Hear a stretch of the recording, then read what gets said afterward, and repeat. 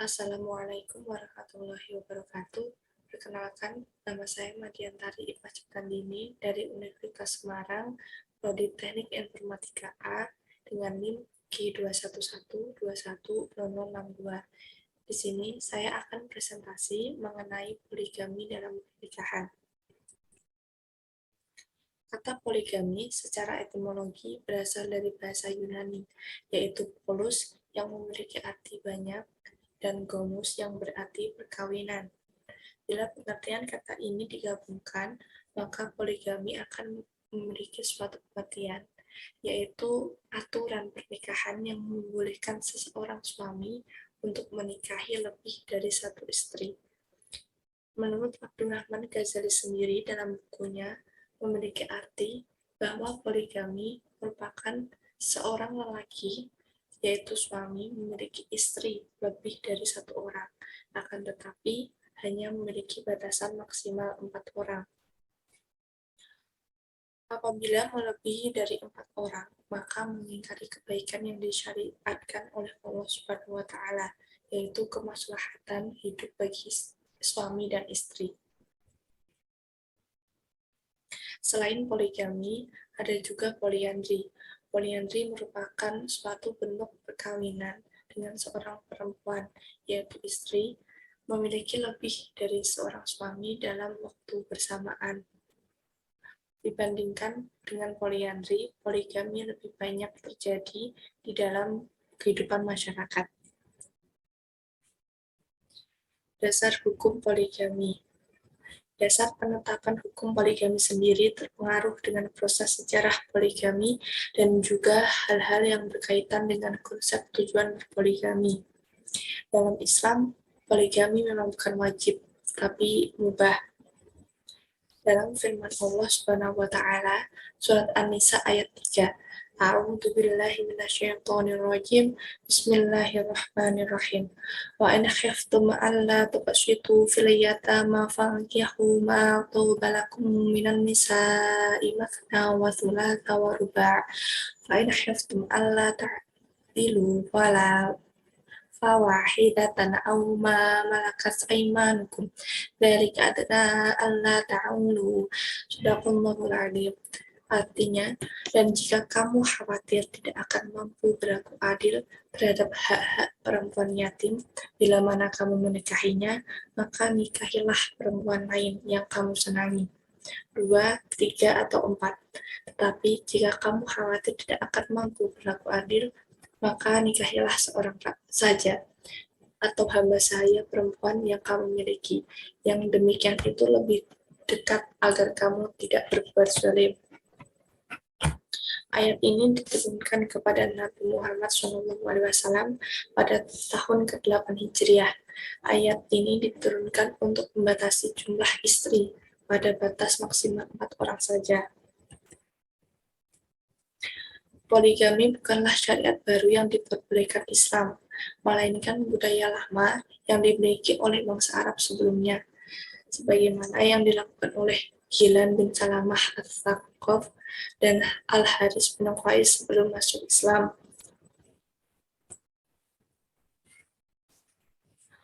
Nabi Muhammad SAW bersabda dari Abu Hurairah radhiyallahu anhu, barang siapa yang mempunyai 2 orang istri, lalu memberatkan kepada salah satunya, maka ia akan datang pada hari kiamat dengan bahu miringnya. Riwayat Abu Dawud, Tirmizi, Nisa'i, dan Ibnu Hibban. Mengenai adil terhadap istri-istri dalam masalah cinta dan kasih sayang, Abu Bakar bin Arabi mengatakan bahwa hal ini berada di luar kesanggupan manusia, sebab itu adanya dalam genggaman Allah Subhanahu wa Ta'ala yang mampu membolak-balikannya menurut kehendaknya. Begitu pula dengan hubungan seksual. Terkadang suami bergairah dengan istri yang satu apabila tidak disengaja, ia tidak terkena dosa karena berada di luar kemampuannya. Bahkan Aisyah radhiyallahu anha mengatakan bahwa Rasulullah SAW membagi giliran untuk para istri beliau dengan adil.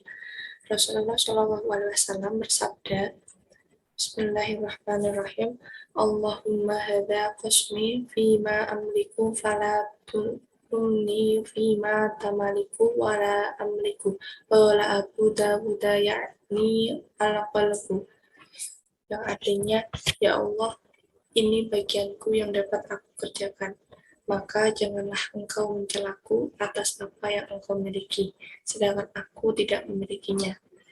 Hadis riwayat Abu Daud, Tirmizi, Nasa'i, dan Ibnu Hibban. Kemudian selanjutnya yaitu syarat-syarat poligami. Di dalam agama Islam, syarat poligami diatur dengan sangat ketat dan struktur. Seorang pria muslim tidak boleh sembarangan dalam melakukan poligami, karena jika syarat-syarat tersebut dilanggar, maka poligami bisa dianggap tidak sah. Hukum perkawinan lebih dari seorang istri atau poligami diperbolehkan dan bukan wajib. Akan tetapi, kebolehan berpoligami itu sekiranya telah mencukupi syarat-syarat yang telah ditentukan. Di antaranya, syarat-syarat tersebut adalah yang pertama, mampu berlaku adil. Syarat pertama yang harus dipenuhi adalah mampu berlaku adil kepada istri-istrinya. Pengertian adil di sini merujuk terhadap banyak aspek. Namun umumnya kata adil di sini dinisbatkan kepada nafkah lahir dan batin terhadap istri. Ketika seorang suami lebih condong pada istri saja, maka hal ini sudah dianggap sebagai bentuk kezaliman kepada istri-istri yang lain. Aturan ketat mengenai hal ini dikatakan oleh Rasulullah SAW pada hadisnya yang masyhur. Penting bagi seorang suami untuk melakukan musyawarah dengan istri-istrinya terkait jadwal bermalam dan pembagian hak lainnya. Ini merupakan suatu sunnah Nabi yang wajib diikuti oleh seorang pria muslim. Kemudian syarat yang kedua yaitu jumlah istri dibatasi maksimal 4 orang. Hal ini dijelaskan secara detail dalam Al-Quran Surat An-Nisa ayat 3 mengenai batasan jumlah wanita dalam poligami. Aturan ini diterapkan oleh Rasulullah SAW ketika melihat ada sahabat yang menikahi wanita hingga 8 orang atau lebih. Beberapa nama sahabat yang diminta oleh Rasulullah yaitu untuk menceraikan istrinya adalah Wahab al-Asadi, Qais bin al-Harith, Yilan bin Salamah as-Saqafi radhiyallahu anhu. Kemudian syarat selanjutnya yaitu mampu memberi nafkah lahir dan batin. Nafkah mencakup makanan, minuman, pakaian, tempat tinggal, dan alat-alat rumah tangga yang umum. Laki-laki yang ingin menikahi pertama-tama harus mampu menyediakan biaya untuk menafkahi wanita yang akan dinikahinya. Menurut syariat Islam, jika seorang laki-laki belum memiliki sumber rezeki untuk menafkahi istri, dia belum boleh kawin.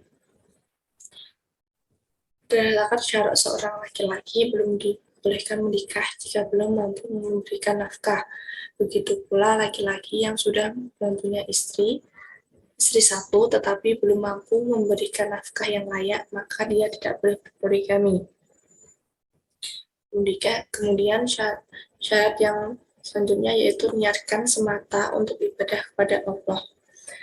Syarat lain yang harus dipenuhi adalah meluruskan niat dalam melakukan poligami itu sendiri.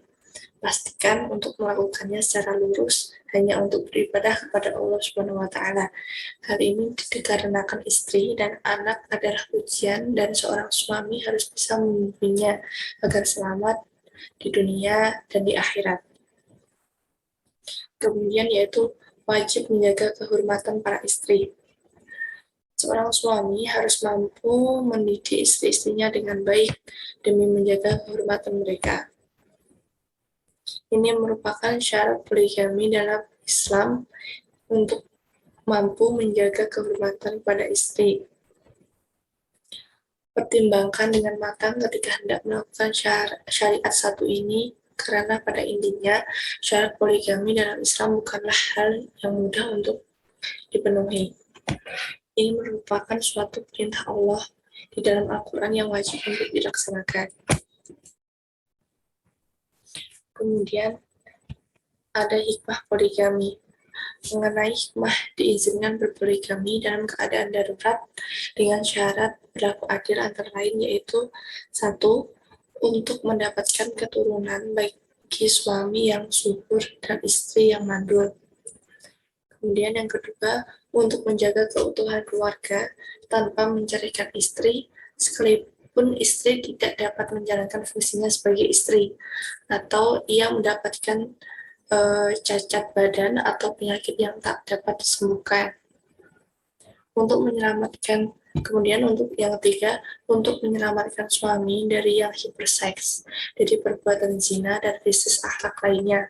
Kemudian yang terakhir, untuk menyelamatkan kaum wanita dari krisis akhlak yang tinggal di negara atau masyarakat yang jumlah maksimal wanitanya jauh lebih banyak kaum prianya, misalnya akibat peperangan yang cukup lama. Sekian presentasi dari saya. Apabila ada kekurangan, saya mohon maaf yang sebesar-besarnya. Wabillahi taufiq wal hidayah. Wassalamualaikum warahmatullahi wabarakatuh.